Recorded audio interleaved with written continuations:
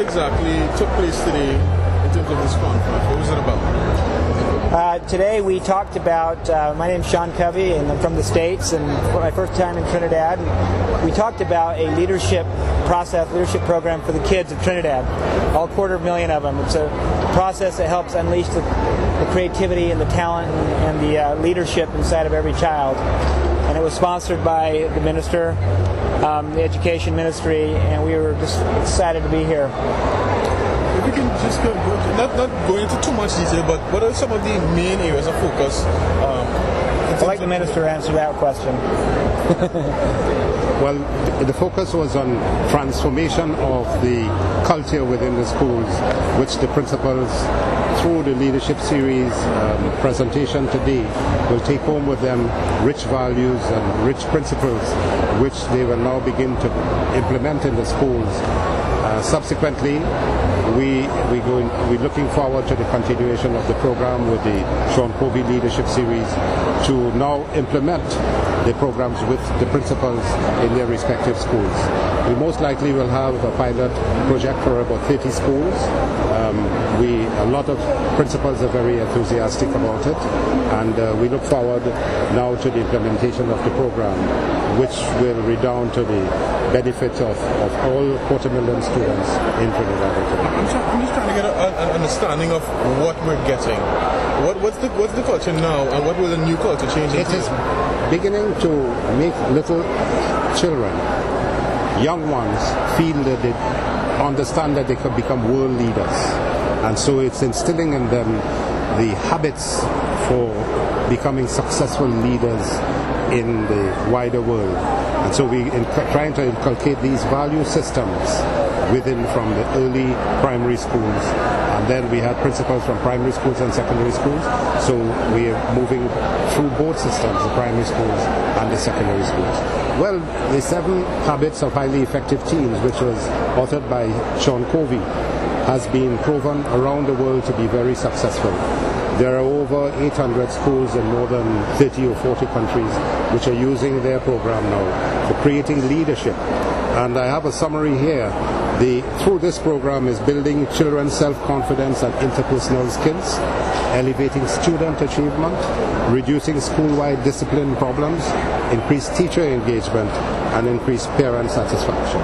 So it's wide in its scope, and once we implement these in our schools, the principals were gung-ho about it, and we had great enthusiasm from them, and we look forward with great expectations so that we'll be able to transform our education system through this leadership series work. And bringing down Mr. Covey and the other speakers, what was the budget like for today's seminar? I think around about $600,000 to $700,000. Well worth it. There was a team of your team was about 10 people who all presented, and we had the principal of all primary schools, secondary schools, supervisors, the leading educators in Trinidad and Tobago. I didn't charge anything, man. I'm here on my own dime. In terms of the actual pilot project, what's the budget and time frame to implement? Well, that is to be worked out with the Ministry of Education technical team and, of course, the leadership series team. We will continue to have discussions very quickly because the principals are enthusiastic about it. No, I was just going to say, so we're very excited about the enthusiastic reception today. The principals are really excited about doing this. So this is all about the children, and but we've learned if you want to change a school and make it better, it starts with the teachers. They have to model it. So we're going to teach basic good habits. We're teaching the kids how to set and achieve goals. We're teaching the kids how to resolve conflicts, how to think creatively, how to sharpen their saw, which is one of the habits, which is all about balance in your life, body, heart, mind, and soul, and how all sides of you need to be exercised and sharpened on a consistent basis. But it's been used around the world for the last few years in countries from all over, and we're very excited to see this being adopted here in Trinidad. Do you think this is also going to play a part in improving the academics at the schools? Oh yeah, certainly. It has been shown, Sean?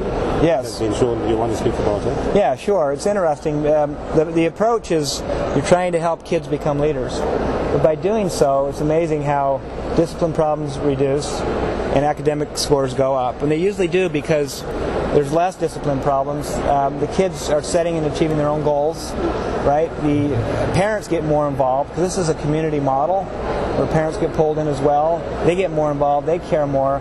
So the entire environment for academic success improves. And by doing so, your academic scores go up too, because academics are important too, right? It's just they're not the whole picture. And the problem is, if we focus only on test the whole time and not the whole child, we're not going to prepare our kids for a future you can't even anticipate yet, because it changes so fast. And just Mr. Gopeesingh, we talk about academics, talk about creating an all-round student. Of course, I heard one of the principals raise the issue of community. Do you think this is something that's going to probably play a greater role in creating a better person and better communities, and thus probably affect the crime rate in this country? Certainly, this is our hope and expectation, that there be social transformation as a result of the interventions that we are going to use. When you bring these children to leadership qualities, they go home to their parents and they begin to speak the language of leadership. And parents become involved with the children a lot more, and that spreads through to the wider communities.